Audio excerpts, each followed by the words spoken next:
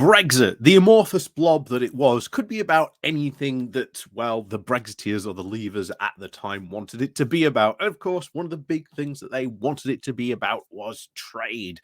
And then you'd sort of question them what exactly they wanted to do about trade, and it was vague.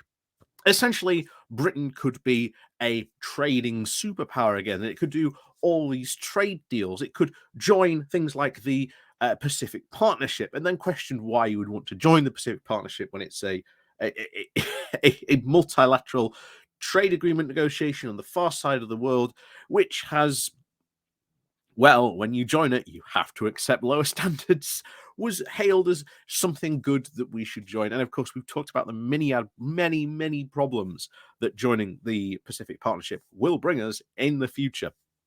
And of course, the other big one was the much vaunted trade deal with America that would make staying in the single market look completely and utterly foolish. And of course, we have no trade deal with America, and there certainly isn't one in the pipeline either, despite what the Brexiteers and Leavers and certainly people like Kimmy Badenoch would love to say. But the reality is, our trade, our entire trade, whatever you want to call it, is a complete mess. In reality, we only have these rollover deals, which are again assigned for pure continuity purposes. They are not meant to be permanent trade deals. We have seen two trade deals that we've signed with Australia and New Zealand be completely and absolutely useless. Meanwhile, our main trade partners, which are the EU, we are losing billions and billions of pounds by not having the supply networks and the trade that we used to have with them. And of course, now we've got a new report out that basically said the UK's post-Brexit trade strategy, if you could call it a strategy at all, has now reached the end of the road.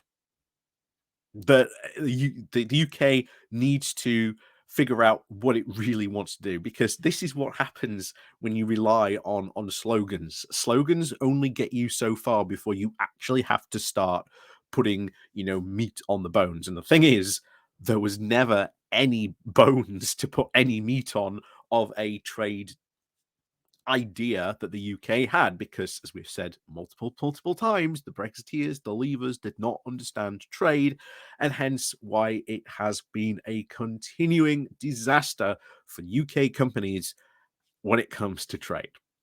So let's have a look at this and see what they have to say on this. But this is very interesting, because I think it just goes to show you just how in trouble we really are when it comes to this area, which is not surprising, to be honest. So, as always, thank you very much to all those people who do help and support the channel. Like I say, please do remember to click on the like, share, and subscribe button. And of course, down below, there are links to my Patreon page, the one-off donation link called Buy Me Coffee, where you can buy me coffee. There is the YouTube thank you button, and of course, the Pony Club down below as well. So, let's go over to the Global Trade Review, see what they have to say about this, with the title of "The UK Post-Brexit Trade Plan Has Run Out of Road," report claims. So, the UK's approach to trade since it left the European Union lacks substantial objectives beyond signing as many free trade agreements as possible, and has now hit a dead end, according to new research from the Economy 2030 inquiry. Not a surprise, because that was essentially the plan. We would leave the EU, and of course, the whole free market fundamentally style ideology that drove Brexit was the whole idea of, if we sign as many trade agreements with as many countries as possible, it'll be fine. It'll all go well. But of course, it was a really far more deeper conversation. And of course, as we said many times, trade gravity.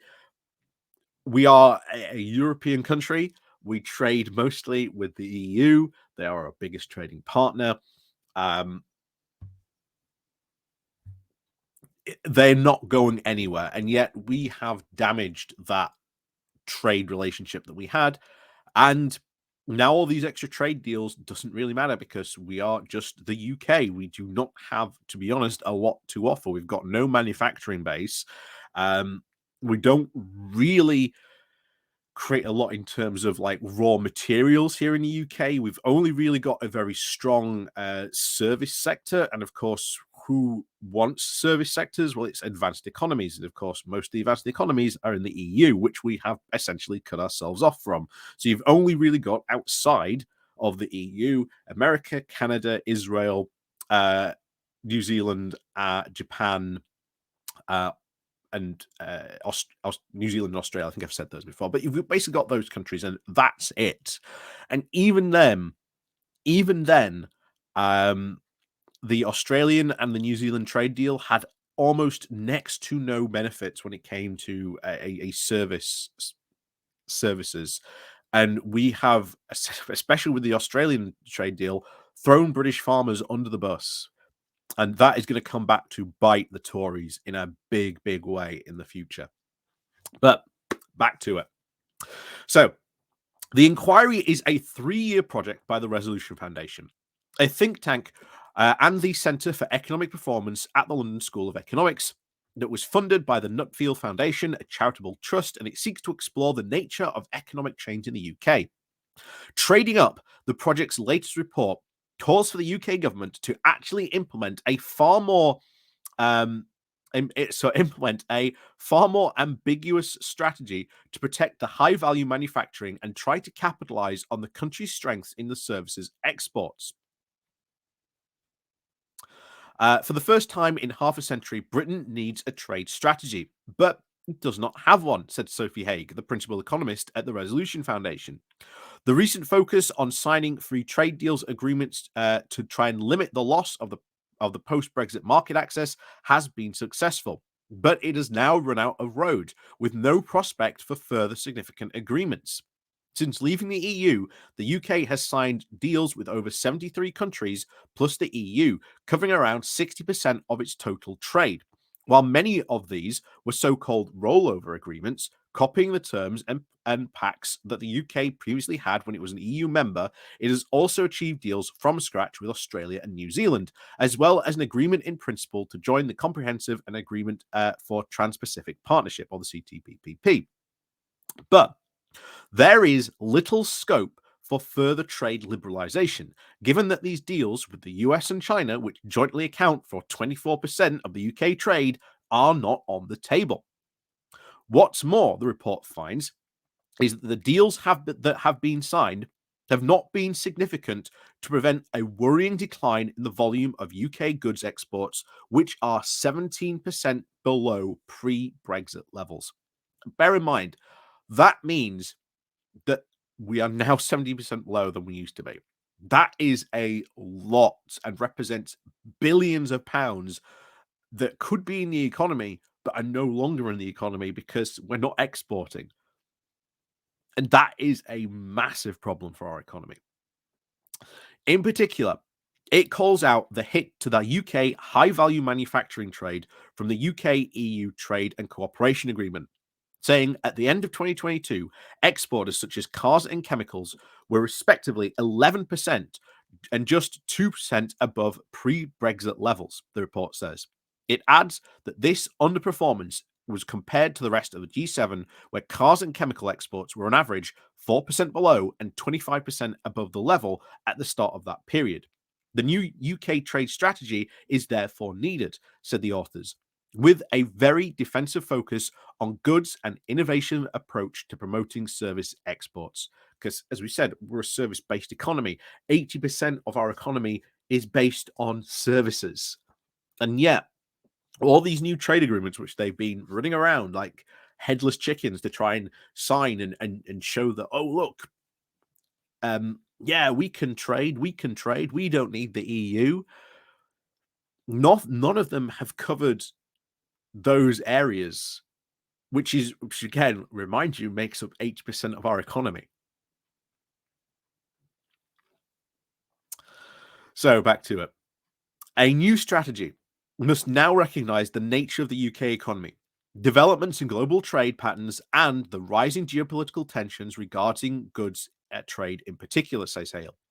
That requires a twin track approach, protecting important high value manufacturing sectors from cars to chemicals, to struggling to try and retain their place in the European supply chains while also focusing on new markets for its world leading service firms. On the goods side, the report says that the ultimate objective should be to replicate for the UK the position of Northern Ireland, delivering the benefits for both the EU customs territory and single market for goods with a UK protocol. So essentially, they're calling for us to re-enter the single market and customs union. Um, yeah, I've said before that should be our first goal. That should be our first port of call. I'm even glad that the experts are now saying that. Um, the authors also calculate that this could boost GDP by as much as 2%, or more than 12 times the projected increase from acceding to the Pacific Partnership.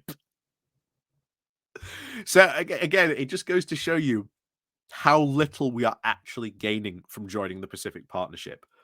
Think about that. By rejoining the single market, we could increase our GDP by 2%.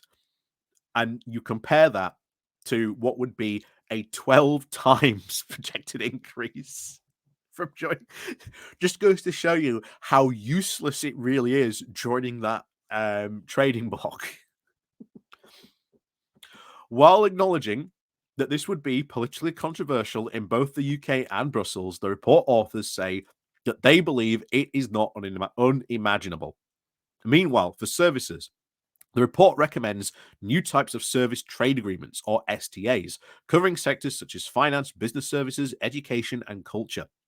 STAs should differ from traditional FTAs, that's free trade agreements, in both the issues that they cover and the way they are negotiated. Content should focus on mobility of workers, mutual recognition of qualifications, and digital agreements, rather than tariffs. Negotiations should also be led by regulatory authorities rather than trade negotiators, the report said. If achieved, the price for negotiating the service trade agreements could be significant, with the report authors estimating the removal of barriers for services could boost the UK service exports by as much as 40%. Equivalent to the additional exports worth over 6 billion for business services alone if achieved with higher income countries, which the UK already has free trade agreements with, including Australia, Canada, Switzerland, Japan.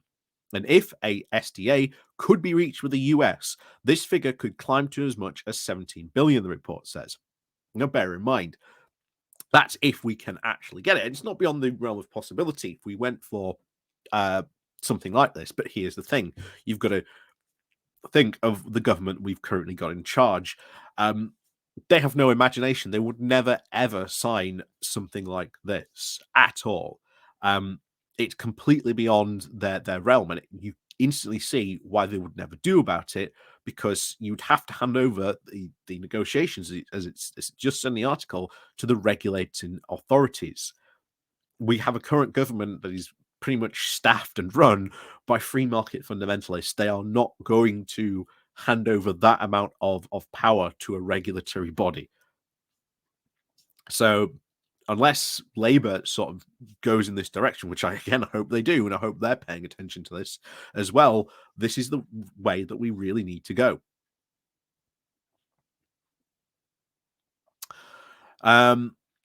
So back to it. So successfully riding this wave of this growing service exports could be very much transformative in a decade ahead.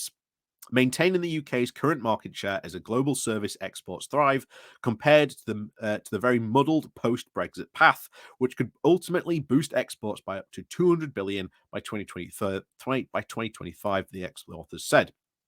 Speaking to the GTR, in response to this report, the Department for Business Trade and spokesperson highlights the current government's efforts to try and achieve these aims, saying that the UK is a global services superpower. Top of the G7 for services export in 2020, reaching record highs of almost 400 billion, they say. We are negotiating innovative new service-focused trade deals with Israel, Switzerland, and of course the Gulf Cooperation Council. The government continues to try and look to strengthen its trade with the EU, but our recent agreement to join the CPTPP will not only boost trade, it's actually not going to boost trade. That's a lie, but again, it's coming from the government. Also positioned the UK along some of the fastest growing economies in the world, offering massive potential for UK companies. Again, as we've said, there is a reason these are developing economies. Of course, they're the fastest growing countries in the world because they are developing economies, because they are developing their economies. But eventually, that will flatline. So then what? Do we move to a different trade bloc because like maybe South America is also a developing set of countries? Maybe we should move over there and join their trade bloc. Leave the You see why this rush for growth that they're going for and so focused on is completely the wrong idea for going for. But this is what these free market fundamentalists are obsessed with: growth, growth, growth. The spokesperson also challenges the report's assertion that the UK lacks a trade strategy. It does, um, saying that our approach to trade is detailed in our outcome delivery plan with the integrated review refresh, which shapes how we deliver our objectives, they said. Nevertheless, industry experts have questioned the comprehensiveness of the 60-page integrated refresh review from a trade strategy perspective. During the recent GDTR UK conference in London, Rebecca Hanning, the independent trade expert with a boutique consulting firm, Rebeccanomics, referred to it as the biggest trade policy document we have had without doing anything except the state we need fair and open trade and resilient supply chains. And how do you get those? This is going back to the whole Brexit slogan argument. Yeah, you can say we need fair and open trade and resilient supply chains, but how are you going to achieve resilient supply chains? How are you going to get these fair and open trades? It- they're just falling back on what they know. It's just sloganeering. Just throw out a slogan and hope that people think that you're doing something along those lines. Keeping it as simple. But of course, the second, shall we say, you pull back the curtain, you realize that there's just nothing behind the curtain. But anyway, she continues to say it isn't just about trade anymore. It's about a national strategy, she added. We are saying the right things, but the world has moved on since Brexit, and the strategic role of trade in foreign policy is something that the UK government needs to understand and prioritise. Again, what a surprise. What a surprise. Are we shocked? Are we shocked? No. Doesn't surprise me at all. Um this was always going to happen. We've said this from the very beginning. This was always going to happen. What do you do when you've got all these trade deals? And again, these trade deals were never going to replicate what we lost from having access to the EU. And they've desperately tried, as we said, to go and do all these things. But we've got even more trouble coming down the line because you've got Canada, who's going to take us to potentially a secret court, where if we do join the comprehensive partnership, which is going to cause huge problems once again for British farmers. And as I've said multiple times before, if you think that these trade agreements weren't really important as you claim they are, wait until farmers start getting action on this and start going for it. Because we have even seen farmers and even the land management uh, section of our economy really become incredibly hostile to the Tories of late. So they're going to be kicking up a fuss. You're going to get more and more manufacturers here in the UK saying that no, we need more closer ties with the EU, but they've been saying that since the beginning. They're going to start really raising their voices as more and more stuff starts to happen. Um, this is what has happened. We are essentially stagnating because why? You've built a entire trade strategy on an ideology that says if you go get trade deals, that's all you need. But of course, that's not what you need anymore. They have completely missed the point, and any advancement of global trade and how it's work and how countries, even though we went in this very neoliberal trade direction of like openness and liberalization, countries now realize that that was very much a mistake, and that you've seen countries like in America bring back protectionism so that they can keep jobs here. we've said before, if you sign these trade agreements and you start to see jobs leave because, well, it's cheaper to have your manufacturing base in Malaysia where you can now, hire pretty much effectively slave labor and then ship all your produce over to the UK. And like I say, they can do that because, well, they're in the Pacific Partnership, as we potentially could be as well. So yeah, it's it could go very, very wrong very, very quickly. And I think, as I've been trying to sort of say to you all, you look at any other countries around the world, trade deals are big politics. Governments pretty much lose or win elections on signing or not signing trade deals.